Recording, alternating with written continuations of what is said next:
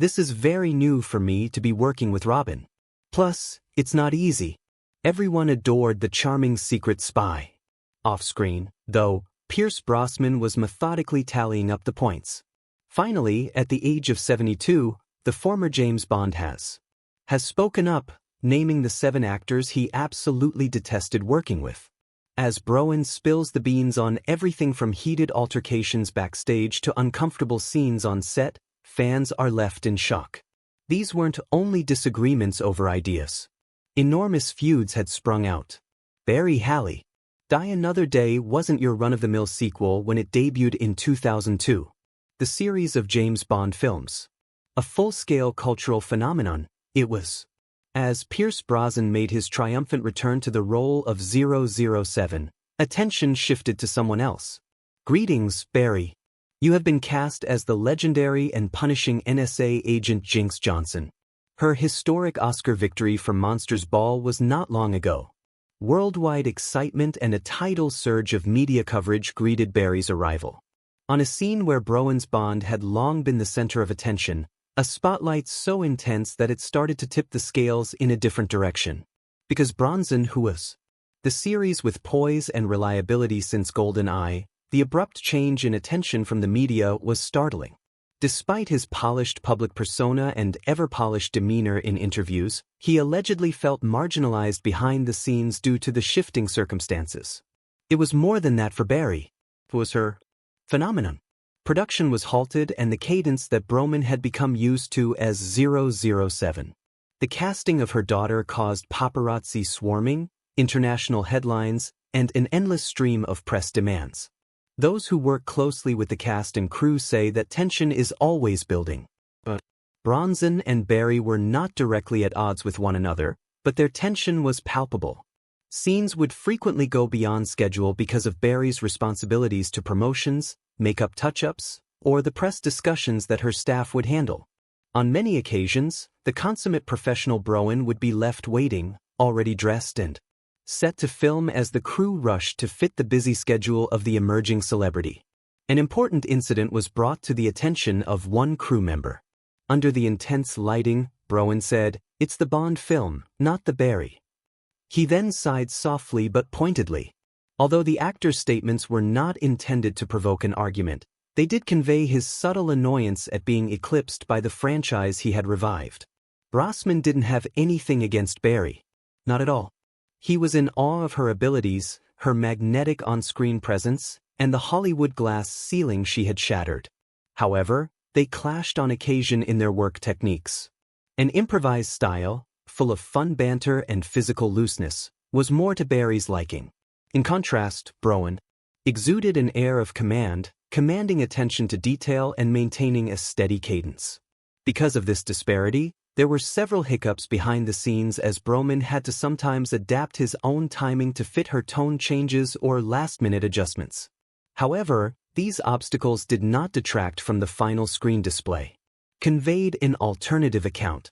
The crowd was captivated by the dynamic duo because of the electric chemistry between them and the newness of their flirtation. Ursula Andress's place in Bond history was solidified when Barry, in a now iconic tribute, emerged from the ocean. It became an instant cultural moment. With almost $430 million globally, Die Another Day was the commercial pinnacle for the franchise. The encounter was bittersweet for Brosnan. It featured one of the most captivating Bond ladies of all time. However, it also signaled the start of his Bond era's decline. Beneath the sleek, alongside his red carpet appearances and promotional trips, he quietly realized something. With the rise of newer stars and more expansive media narratives, Bond, who had been the franchise's lone wolf, found himself sharing the spotlight. A man named Sean Bean. In GoldenEye, Pierce Broen didn't merely play James Bond, he landmark event in my professional journey. Reviving a franchise that had been inactive for 6 years was a high-stakes endeavor. To bring the slick British spy into the current age, everyone was looking to Broen. He was successful for the most part. However, behind the canopy of a different story was subtly developing, thanks to the success of the film. Broen and his co-star Sean Bean's creative tension reflected their on-screen conflict. One of the most terrifying Bond villains in recent memory was Sean Bean, who played the mysterious MI6 agent Alec Trallion, who turned rogue. In his role as 006, had depth, authority, and intensity. Much of that strength, though, came from Bean's dedication to his art. Bean, a famous method actor, brought his character's icy, menacing air to life even while he wasn't on film. Steelly, this method immediately stood in contrast to Brosman's own approach. Acting, according to Brosman, who was classically trained and renowned for his composure and discipline, was an art form that required the perfect blend of planning and improvisation. On set, he placed a premium on synchronicity, rhythm, and teamwork. However, such routine was frequently upset while working with Bean. Brosnan encountered a new type of performing energy right from the start of filming. Workers on the ship say that Brosnan often admired Bean's zeal but found it exhausting. Because Bean was so intent on delving into the emotional undertones of every sentence, scenes that could have ended quickly instead dragged on. Regular R-shoots were conducted. Lighting setups ran behind schedule. It was common to see Broen, who wore Bond's trademark tuxedo, leaving the set with a low sigh or massaging his temples as he attempted to collect himself in between takes. The muttering of one of his assistants in manufacturing was even remembered. It's a Bond film, not Shakespeare. Even after another long practice, there was still no explosive feud, no angry confrontations, and no dramatic exits. Rather, the tension was simmering under the surface. Off camera, they got along great, yet very little. Unlike Brosman's other Bond co-stars, Bean and he rarely spent time together outside of work. Never once did they go into an intimate discussion. Instead, they stuck to business-related topics like blocking and logistics. It is possible that some of this distancing succeeded in the benefit of the picture. There was an actual zing to the frosty relationship between 007 and 006, who had been buddies but were now bitter foes. If the performers hadn't been close friends, their every look and betrayal would have had more of an impact. But in Brosnan's case, it was a challenging ordeal that put his patience and capacity to be calm in the face of subtle creative friction to the test. Good evening, Streep. In 2008, Pierce Brosnan realized he was venturing outside of his comfort zone when he joined Mamma Mia. No longer was James Bond, with his sharp outfits, exploding feats, and suave martini drinking. The plot is filled with joy, romance, and spontaneous song, and the setting is sun-drenched Greece, complete with ABBA hits. One name on the roster, Meryl Streep, was the only thing that scared Broen more than anything else. By the time the cameras started rolling, Streep was already a legend in the profession, and his reputation resounded across the board. She was highly regarded for her exceptional versatility and her ability to fully inhabit whatever role she played. Fearless in his own right, a thriving leading man. For many years, couldn't escape the wonder she sparked. He had great admiration for her. In spite of this, Broen was unprepared for the subtle but noticeable pressure that set in when it was time to share the screen with her. At first glance, Brosnan seemed just as charming and well-mannered as before. Their scenes were either light-hearted, amorous, or subtly humorous. He played Sam Carmichael, one of 3 possible dads to Streep's daughter in the film. However, Brosnan was secretly fighting an awareness of his own inadequacy. The seamless transitions between vulnerable emotional states and humorous performance-wise, timing was top-notch. Actor Brosnan, who had relied so much on charisma and presence for so long, began to question his every move. Members of the crew recounted situations that were subtle but revealing. While the shot is being taken, Broen may observed practicing his lines over and over again, casting curious looks at Streep as if he were attempting to gauge her movements. At one point, he allegedly said, "When you're next to Meryl, you realize how much further you've got to climb." His smile was apprehensive, but he wasn't bitter. The experience was a modicum of fear and modesty. After years of being the center of attention in big plays, Brosnan began to question his ability to stay up. Mamma Mia just made things more difficult with its musical elements. Unlike Streep, who danced and sang with grace, Brosnan was totally out of her element. Completely unprepared. Songs like SOS and When All Is Said and Done featured his audacious, untrained singing, which would later come to be criticized. Variously humorous and scathing. His incredible bravery in doing it, especially in light of the fact that he knew he would. Like a supernova explosion. Her presence only added to the fear he felt as he sung each note, forcing him farther and further beyond his comfort zone. Regardless, Broen's professionalism was untarnished by his fears. Regardless of his own struggles, he maintained his warmth, collaboration, and commitment, and he saw view this experience as a high point of his professional life. He always held Streep in the highest regard.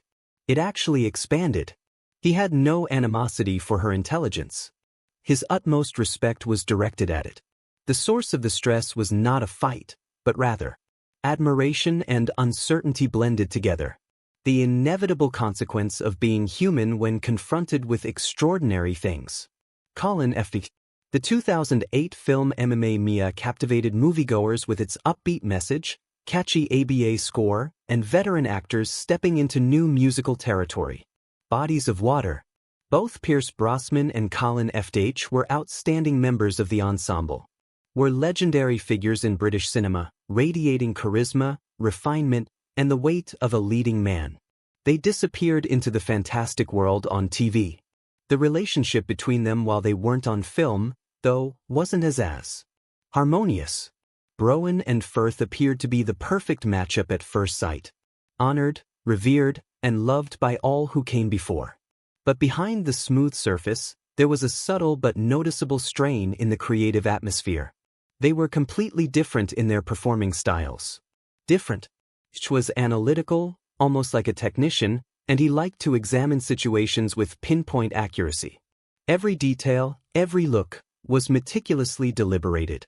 He approached the musical's playful tone with the same reverence he showed to Shakespeare or Austen, pausing frequently to probe purpose or investigate nuances of feeling. In contrast, brazenness was entirely instinctual. With his years of experience playing love leads and action heroes, he added a natural flair for the dramatic. He performed best when he focused on rhythm and presence rather than analysis and speculation. He trusted that the best way to land a scene was to remain free and allow the energy of the moment to guide him.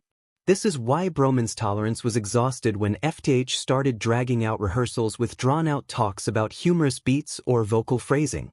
The team still talks about one incident that represents their divisions.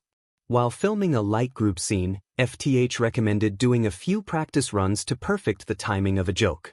A tight grin and a dry line were Brason's responses after he listened. It's not worth wasting time on.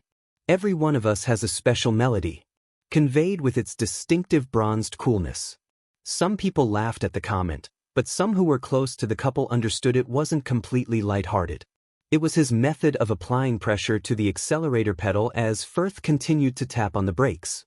Their disagreements at the workplace were always cordial, yet they were adequate to establish a separation.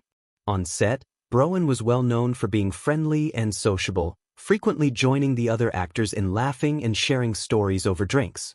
FH, who was more reticent, did not like crowds and instead enjoyed quiet dinners and early nights with his small, tight-knit company. Intolerance had no place. It was just a case of temperaments clashing. Although they were different, the performances that both actors gave were crucial to Mamma Mia's lasting popularity. Brason's more passionate, carefree style was countered by FTH's delicate emotional nuance and meticulous comedic timing. Even though their chemistry wasn't staged, it made for captivating on-screen moments. Their performances were enhanced by a subtle interplay of genres. The event was a subtle but humbling wake-up call for Brosnan. Disagreements on artistic principles might arise even when collaborating with loved ones. Even though the film was mostly about having fun, there were a few scenes where characters' egos clashed. Brosman gained a better grasp of teamwork while admirers witnessed sun-kissed perfection. And the difficulty of maintaining integrity while surrounded by someone who has a completely different perspective on the art form. Jennifer Lawrence. One of Pierce Brosnan's most iconic early Hollywood jobs was playing the character of Stu Dunmere, the charming and cultured new love interest of the adored family, in 1993. Comedy Doubtfire Mrs. Featuring the legendary Robin Williams, The picture was an emotionally charged maelstrom of disguise, comedy, and family mayhem. It was also an unparalleled behind-the-scenes experience for Brosnan, performing the refined, just a tad too. Broman swiftly came to terms with the fact that working alongside Williams, a comic genius, was both awe-inspiring and confusing, as their crazy energy provided the ideal counterpoint. The film revolved around Robin Williams, who played a devoted but distant father who impersonates a British nanny in order to be near his children. This was one of the most memorable performances of Williams' career. In real life, Williams was just as chaotic as her followers had imagined. Uninterruptible source of wit, limitless imagination, and improv. Each rendition was unique. Whenever there was a break in filming, Robin would spontaneously break into a routine, complete with voices and impressions, frequently, making the entire crew and cast laugh their heads off. It was both thrilling and draining for Brosnan, a man who gets his kicks from routine and organization. Brosnan, who had previously only performed in controlled environments, found himself in conflict with it. Williams's dynamic energy was present in every scene. A sequence that ought to have been brief would drag on indefinitely if Williams improvised additional punchlines or changed the tone of the joke midway through. Brosnan, ever the expert, kept his composure on the outside while he patiently waited for his lines. Despite the mayhem engulfing him, in the midst of lunch, one crew member related a pivotal incident. As was his wont, Broen sat silently to the side, going over his writing. Williams saw him and, without missing a beat, sprinted over in full comic character, breaking into an impromptu joke that had everyone around him in stitches. With a polite chuckle, Broen grinned and said, "It's like living inside a hurricane." Williams continued to impress Broen, who admired him greatly, even though he occasionally became exhausted. Gradually he came to see that there was more to the comic lunacy than just acting. It served as an outlet, a protective barrier, and a present all at once. In the background of the hilarity was a performer who was giving it his all, attempting to lift everyone around him. In retrospect, Broman would consider the vulnerability concealed inside Williams' explosive sense of humor, the manner in which he immersed himself in his comedic endeavors, frequently neglecting his own serenity or solace. Brosman started to adjust instead of running away from the storm. Even temporarily abandoning his own regimented practices, he learned to ride the crest of Williams' spontaneity. Though it was far from effortless, it eventually descended into a dance. The creative energies of two very different people finding a way to live together. Just mutual adjustment and quiet understanding. No rivalry, no disdain. Pike Rosamund. In 2002, when filming on Die Another Day began, Pierce James Bond was only one of Brosman's many roles. But his self-assurance and polished performance betrayed his experience as an action star with 3 feature films under his belt. The Bond persona, suave, efficient, and unfazed by chaos, was something Brosnan had mastered long ago. He was confident in his abilities and exuded an air of cool authority while filming. Intuition and his efficient workflow. Even Broman was surprised by how the on-set dynamics changed when relative newcomer Rosamund Pike joined the ensemble as Miranda Frost. Pike embodied the epitome of cerebral when she made her feature film debut right after graduating from Oxford. She brought an academic rigor to her portrayal of the role, requiring an amount of depth never witnessed in major films, analyzing the screenplay, and delving into the psychology of each phrase. Despite the role's potential to veer into gorgeous evil terrain, Pike steadfastly maintained Miranda Frost's chilly realism. Wondering how this woman conveyed betrayal without resorting to dramatization and why she acted the way she did. Broen initially embraced her enthusiasm. His admiration for Pike stemmed from his apparent dedication to the role and his intellectual rigor as an actor. However, the appearance of friction was rapid. Unlike Brosnan, who favored to rely on his experience and breeze through scenes, Pike's meticulous approach made things proceed at a snail's pace. Despite the hectic filming schedule, she insisted on extra rehearsals, reviewed line delivery, and questioned character motivations on a frequent basis. This stylistic collision was obvious to the team. Brosman would frequently be observed standing by himself, arms folded, waiting, sometimes impatiently, sometimes patiently, as Pike had conversations with the director or asked for a retake because of a small intonation. Then, another crew member made fun of Broman, saying that he appeared to be about to order a martini simply to something to do. He was caught murmuring something along the lines of, "The Ice Queen isn't just in character. She's in the entire production." This was a playful jab at Pike's icy on-screen demeanor and her careful presence on set. Nothing ever came to a head, even though the annoyance was building. As usual, Broen maintained his composure and remained nice. Pike, on the other hand, was polite at all times. She never dared to question Brosman's authority, but she did insist on being meticulous in her work. Their conversations outside of the show were friendly, but they kept their distance. They were simply on different wavelengths. There was no hatred. Ironically, their performances might have been better because of their inherent disconnection. The contained anxiety. The on-screen dynamic between James Bond and Miranda Frost, which mirrored their real-life professional relationship, exuded an air of genuine danger, suspicion, and intrigue. The contrast between Brosnan's charisma and Pike's icy attitude gave their scenes an edge that viewers felt on an instinctive level, even though they couldn't put their finger on it. Assuming they were unaware. Brosnan would later praise Pike in interviews, praising her intelligence, talent, and future success. True to form, Pike's career took off after that, earning her a nomination for an Academy Award and a slew of critical praise. But those on the inside who were about to die knew the truth. Compared to his co-stars, Pike had challenged Brosnan more often. Despite the fact that it tested his tolerance to its limits, her commitment had pleased him. Her name is Teri Hatcher. In 1997, the film Tomorrow Never Dies wowed moviegoers with its nail-biting plot, international spying, and the irresistible charm of Pierce Brosnan as JB. With his combination of grace, grit, and icy self-assurance, Broen was further establishing his place in the Bond canon, riding high on the triumph of GoldenEye. Teri Hatcher, a decade TV icon for her portrayal of Lois Lane in Lois and Clark, The New Adventures of Superman, was also there. Wonder Man. It looked like the perfect recipe for on-screen enchantment when Hatcher was cast as Bond's glitzy and complicated ex-lover Paris Carver. Contrary to the cinematic fantasy shown on screen, a very different story played out behind the scenes. Broman and Hatcher's strained relationship appeared during the beginning of the production. In the midst of a worldwide conspiracy, their characters reignited a passionate romance, but the reality of their relationship was far from idyllic.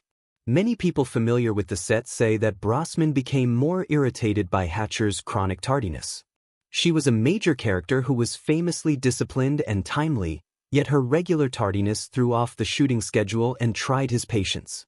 Adding insult to injury, Hatcher's reasons for being tardy were discussed behind closed doors and not discussed publicly during that period. It came to light later that Hatcher was pregnant while shooting, a period that was inevitably challenging and fraught with its own unique obstacles. However, the intended context was not always conveyed accurately. Also, Brzn found that there was a chronic problem with the wait times and the lack of transparency. Regardless of how well they hooked up on screen, exhibited no signs of disagreement, Brzn subsequently admitted that collaborating with Hatcher had been a less than ideal experience. Although he refrained from directly criticizing, the underlying message was clear, as is characteristic of his diplomatic attitude. His buddies say he once vented his frustration at being made to waste time pacing about in a tuxedo. Anticipation of the scene's start. The situation was already ironic, yet their on-screen romance seemed so real. For all the world, Bond and Paris Carver embodied passionate passion and alluring drama. The tragic reuniting of two loves in a perilous game of pair of pawns. People really bought into that combo. Brosnan learned a valuable lesson in compartmentalization while working behind the camera. She had to ignore her own anger in order to keep up the appearance of love connection. The drama that unfolds behind the scenes aside, the success of Tomorrow Never Dies confirmed Brosnan as one of the most successful James Bond films of all time. However, thoughts of the event continue to linger. Although he had real friendships with other co-stars, Brosnan never developed a close relationship with Hatcher. He would continue to bring up the contentious work relationship, never directly, but with the kind of guarded candor that suggested unspoken anger. The takeaway was obvious. In real life, not all beautiful on-screen couples are compatible. Tomorrow Never Dies was a huge success for Brosnan in terms of their career, overshadowed by internal strife. A sobering reminder that human interactions are infinitely complicated and unpredictable, even in the realm of global espionage and cinematic seduction. Have you any thoughts on the actors that Brosnan finds repulsive? Please share your thoughts with us in the space provided. Hopefully, you have found this movie to be useful. Please show your appreciation by subscribing, leaving a like, and sharing the video. Until our next video, I appreciate you taking the time to watch this. So long.